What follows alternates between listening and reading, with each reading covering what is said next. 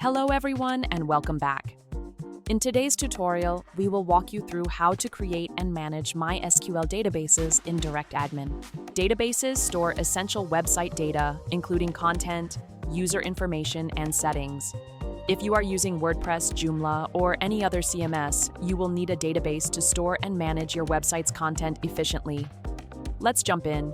First, log in to DirectAdmin. Once logged in, navigate to Account Manager and click Databases. This is where you can create and manage your databases. To create a new database, scroll down to Create Database section. Here you will need to fill in your database name. You can also modify your database username and the database password. Then once done, click Create Database. Once created, you will see a confirmation message with your database details. Keep these details safely, especially if you are connecting to a CMS like WordPress thereafter. To manage your databases, go back to MySQL Management. Here you will see the list of all your databases.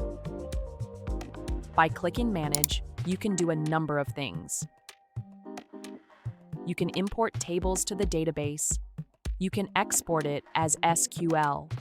You can repair it. You can optimize it. You can also change privileges and so on. If you wish to revoke privileges, simply click on Revoke Privileges, and you can also have it deleted from your list of databases.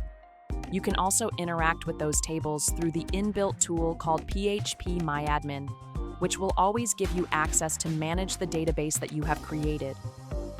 While in PHP-MyAdmin, you can be able to import tables. You can also be able to export your existing database as a form of creating backup. And there you have it. You can now create, manage, and back up a database in DirectAdmin. If you found this tutorial helpful, be sure to like, subscribe, and turn on notifications for more.